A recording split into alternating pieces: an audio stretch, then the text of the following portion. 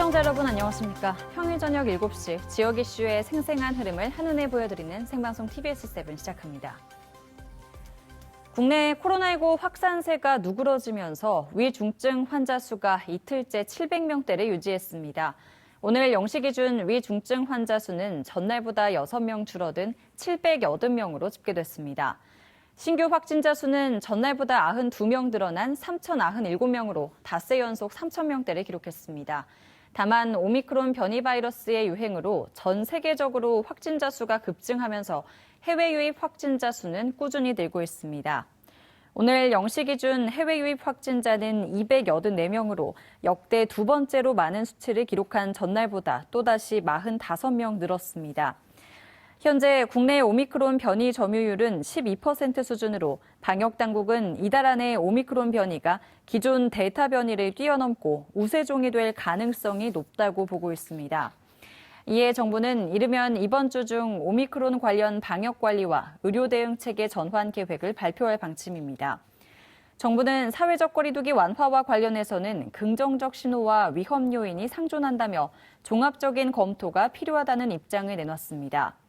박향 중앙사고수습본부 방역총괄반장은 다음 주부터 거리두기가 완화될 수 있다는 전망에 방역 지표가 호전세를 보이는 것은 긍정적인 신호지만 오미크론 확산세가 심상치 않아 위험 요인도 상존하고 있다고 밝혔습니다. 그러면서 오늘 방역, 의료 분과회의와 내일 일상회복지원위원회 회의를 통해 의견을 수렴한 후 상황을 검토하겠다고 말했습니다. 국제대회에 나갈 선수를 뽑는 평가전을 시합 장소와 시간도 알리지 않고 강행한 기관이 있습니다. 바로 대한장애인 태권도협회인데요. 선수가 거부 의사를 밝혔지만 협회는 강제로 도복을 입히고 경기를 치르게 했습니다.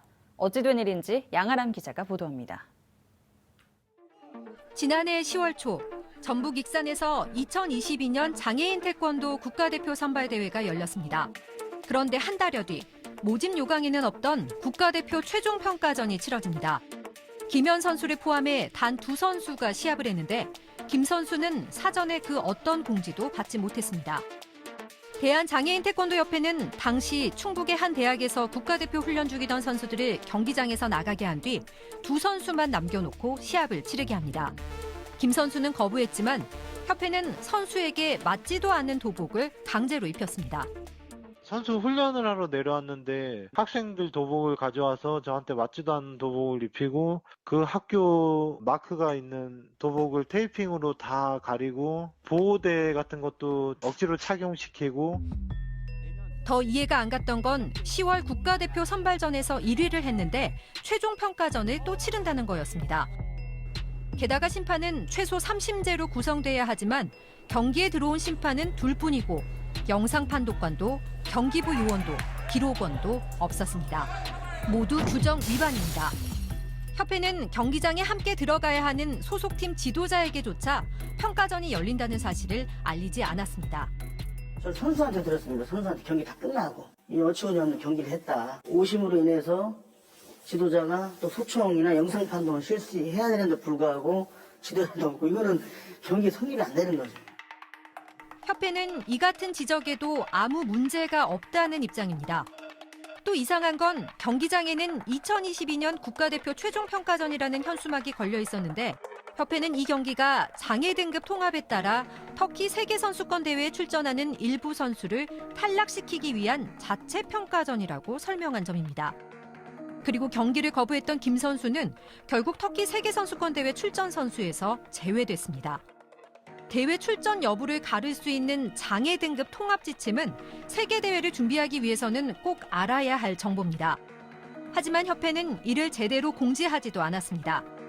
세계 태권도 연맹이 지난 6월 새로운 체급 변경 지침을 보내왔지만 협회는 9월 중순이 돼서야 이를 알렸습니다. 10월 국가대표 선발전을 불과 20여일 남겨놓은 시점이었습니다. 빨리 저희 선수들한테 공지를 했어야지 체중을 빼든 늘리든 준비를 했을 텐데 20일을 남겨놓고 그렇게 한다면은 선수들이 준비하기가 너무 기간이 짧잖아요. 협회는 뒤늦게서야 세계연맹이 보낸 공문을 확인했다고 밝혔습니다. 영문이고 하다 보니 몰랐어요. 영어 하는 친구들도 별로 없고 협회 쪽에서는 체급이 새롭게 분류된다는 사실을 언제 아셨던 거예요? 8월 말쯤 돼서 저희도 인지를 했죠. 장애인 체육회의 국가대표 선발 규정을 보면 국가대표를 선발하기 위한 공고는 최소한 선발일 2개월 이전에는 올라와야 합니다. 그러나 협회는 2022년도, 2021년도 국가대표 선발전에서도 각각 한 달, 열흘을 남겨놓고 안내했습니다. 규정은 있으나 마나, 행정은 주먹구구식. 피해는 고스란히 선수들에게 돌아가고 있습니다. TBS 양아람입니다. 마스크가 일상이 된 요즘 굳이 입을 열지 않아도 화면으로 주문 가능한 무인 안내기도 일상이 됐습니다. 그런데 이 무인 안내기가 급속도로 확산하는 만큼 장애인의 설 자리는 좁아지고 있는데요. 장애인의 접근성을 보장하기 위한 다양한 아이디어들이 눈길을 끌고 있습니다. 우리 동네 다시 보기 서효성 기자입니다.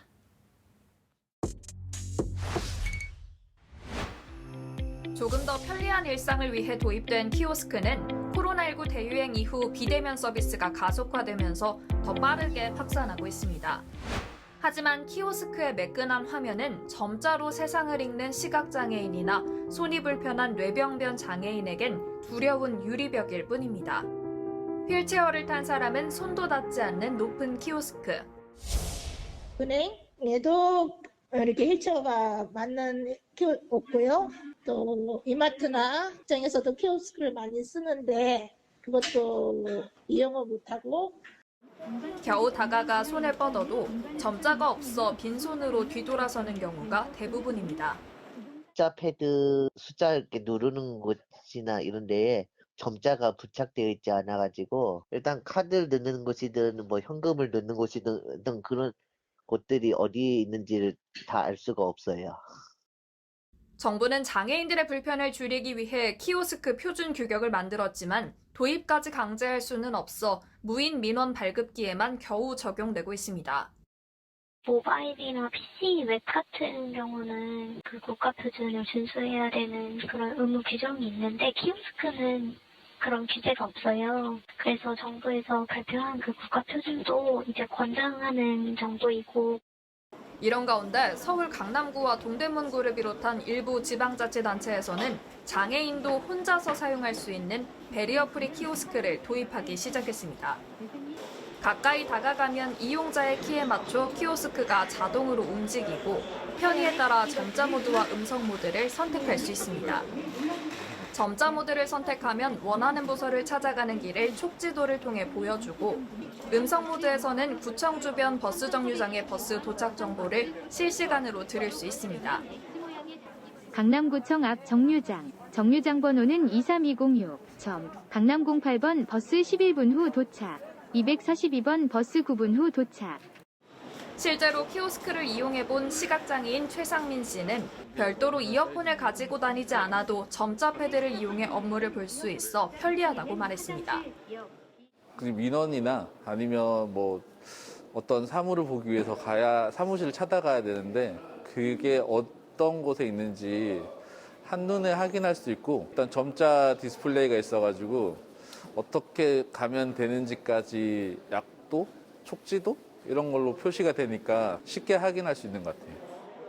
동대문구는 키오스크의 장애 유형별로 원하는 기능을 두루 담아 장애인도 소외되지 않는 환경을 만들기 위해 노력하고 있다고 설명했습니다. 저희 동대문구에는 15,000여 명의 장애인분들이 계십니다. 이분들이 가고자 하는 민원 부서를 좀 더 쉽게 본인들이 원하는 장소를 편하게 갈 수 있도록 키오스크를 설치하게 되었습니다. 다만 일부 지자체에서 자체 예산으로 배리어 프리 키오스크를 도입하는 단계인 만큼 향후 과제는 남았습니다. 전문가들은 현재 국회에서 심사 중인 디지털 포용법을 통해 배리어 프리 키오스크 도입을 의무화하거나 도입 시 보조금을 지원해야 한다고 조언합니다. 지금 비용이 되게 비싸거든요. 2천만 원대 중반 정도 도입하는 곳이 많아지면 많아질수록 이 단가는 내려가거든요. 또 영화관 등의 느려도 괜찮아 구간을 설치한 성동구의 느린 키오스크 캠페인처럼 장애인도 능동적으로 키오스크를 이용할 수 있는 존재로 인정하려는 노력이 필요합니다. 코로나로 인한 언택트 시대를 맞아서 키오스크의 사용에 어려움을 겪고 계시는 어르신들이나 장애인분들을 위해서 조금씩 기다려주고 조금씩 여유를 주는 그런 문화를 위해서 저희가 느려도 괜찮아 캠페인을 시행하게 되었습니다. 장애인들이 언제 어디서 어떤 키오스크를 마주해도 당황하지 않고 혼자서 이용할 수 있도록 각 지자체의 노력이 더욱 확산하길 바랍니다. 우리 동네 다시 보기 서유선이었습니다.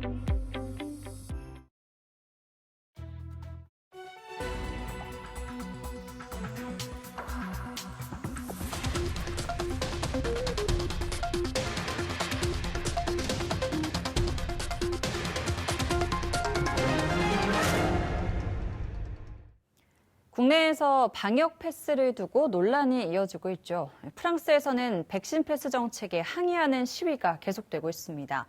반면 프랑스 정부는 백신 패스의 조건을 강화하는 게 방역 성과를 내고 있다고 평가했습니다. 온세계 정혜련 기자가 전해드립니다.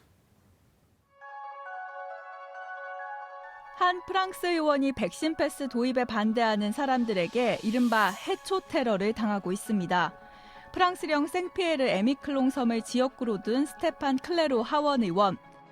자택 앞을 지나가는 시위대와 대화하기 위해 기다리고 있었는데 해초를 실은 트럭이 다가와 사람들이 집어 던졌다고 설명했는데요. 많게는 하루 30만 명 안팎의 신규 확진자가 쏟아지고 있는 프랑스는 국민들이 식당이나 술집에 출입하기 위해 백신 접종 증명서나 음성 확인서를 소지해야 하는 백신 패스를 시행하고 있습니다. 방역 규제를 강화하는 대신 백신 접종을 확대하는 전략을 선택한 겁니다. 하지만 이 같은 정책이 시민의 자유를 제한한다는 목소리가 높아지고 있는 건데요. 반면 프랑스 정부는 백신 미접종자가 백신을 맞도록 하기 위해 접종을 의무화하기보다 백신 패스의 조건을 강화하는 것이 방역의 성과를 내고 있다고 평가했습니다. Après l'annonce du pass sanitaire cet été, c'est 12 millions de Français qui sont allés se faire vacciner. Après l'annonce de la transformation du pass sanitaire en pass vaccinal, c'est là aussi une nouvelle augmentation des personnes qui vont se faire vacciner et qui font leur rappel. 현재 프랑스 의회는 오미크론 변이가 확산하면서 음성 확인서를 백신 패스에서 제외하는 방안을 논의하고 있습니다. 지난해 지구 곳곳에서 폭염과 산불, 홍수가 빈번하게 발생해 수많은 피해를 입었던 것 기억하실 겁니다. 실제 수치로도 나타나고 있는데요. 최근 7년 전 세계적으로 역사상 가장 더웠다. 유럽연합 코페르니쿠스 기후변화 서비스는 보고서를 통해 이같이 발표했습니다. 지난해 기온도 산업화 이전 시기보다 평균 1.2도씨가량 높아 전 세계적으로 사상 5번째로 더웠다고 하는데요. In a warming climate, we are expecting to see more and more frequent heat waves or more intense heat waves. And also there is already observational evidence that in Europe, due to the warming that's taken place already, heat waves have already become more intense. 전 세계적으로 주요 온실가스인 이산화탄소와 메탄 농도도 계속 상승해 지난해 모두 사상 최고치를 기록했습니다. 전문가들은 온 세계가 극한으로 치닫는 기후변화에 대비되어 있지 않다며 더 많은 준비가 필요하다고 강조합니다. There's two ways in which we need to respond to climate change urgently. One is that we need to reduce our emissions of greenhouse gases to stop the build-up in the atmosphere. The other is that we now need to prepare more for extreme weather and adapt to the climate change that we've already put in place. 지금까지 온세계 정혜련이었습니다.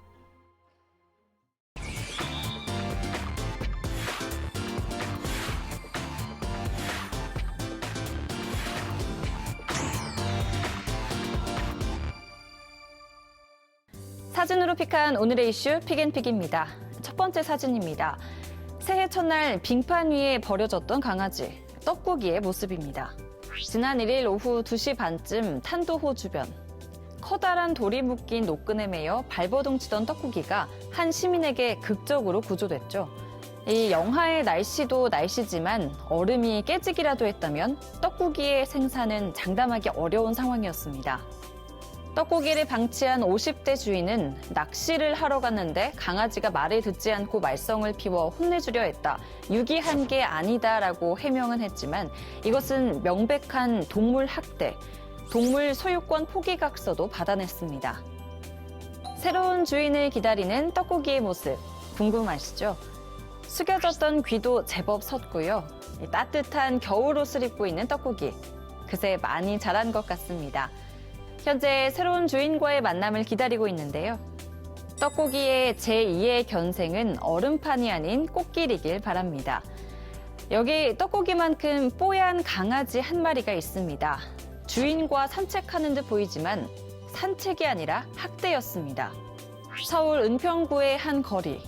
견주는 강아지의 목줄을 당겨들어 공중으로 빙빙 돌리고 발버둥치는 강아지를 바닥에 거칠게 내려놓고 때리기까지 합니다. 또다시 목줄을 들어 올려 공중에 매달기도 하죠. 이 영상이 공개된 후 입건된 견주. 강아지가 없으면 나는 안 된다며 집착을 보였다고 하는데 영락없는 동물 학대입니다. 반려, 내 인생의 짝이자 가족이란 뜻입니다. 우리 곁에 반려동물, 내 가족이라면 그렇게 하시겠습니까? 두 번째 사진입니다. 수십 마리의 고양이가 서로 몸을 기댄 채 옷장 안 가득, 심지어 서랍장 안에도 들어있습니다. 이곳은 서울 동대문구의 한 오피스텔. 9평 방 안에 무려 30여 마리 고양이들이 살고 있었는데요. 주인은 이른바 애니멀 호더. 동물에 지나치게 집착하지만 기르는 일에는 무관심해 방치하는 사람이었습니다. 이 사실이 알려진 건 고양이 주인의 밀린 월세를 받기 위해 임대인이 오피스텔을 직접 찾아가면서 알려졌는데요. 당초 반려동물을 키우지 않는다는 계약서 조항을 위반하고 수십 마리 고양이를 키워왔다고 하죠. 집안 곳곳엔 쓰레기가 널려 있고 고양이 배설물도 제대로 치우지 않았습니다. 고양이들은 밥을 제대로 못 먹었는지 사료를 주자 허겁지겁 먹기도 했다는데요. 지난 2018년 반려동물에게 사육공간 제공, 위생, 건강관리 의무 등을 다하지 않았을 때 처벌할 수 있도록 관련 규정이 개정됐죠. 하지만 동물이 상해나 질병이 없다면 사육 환경이 나쁘다는 이유로 처벌하지 못합니다. 실효성이 없다는 지적이 나오는 이유입니다. 폭행만이 학대일까요? 방치도 학대입니다. 지금까지 픽앤픽이었습니다.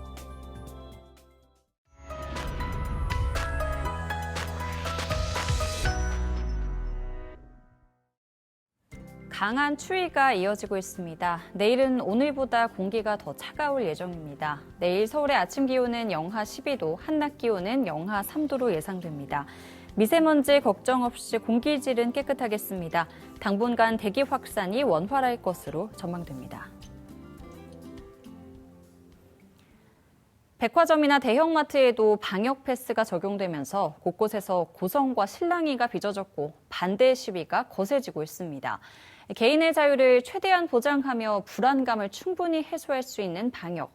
그 사이에서 최적의 균형점을 찾는 건 정말 어려운 과제일 텐데요. 이 두 가지 목표를 조화시킬 수 있는 과학적, 합리적 기준은 없는지 모두의 현명한 대응이 필요한 시점입니다. 생방송 TBS7 마칩니다. 함께해 주신 여러분 고맙습니다.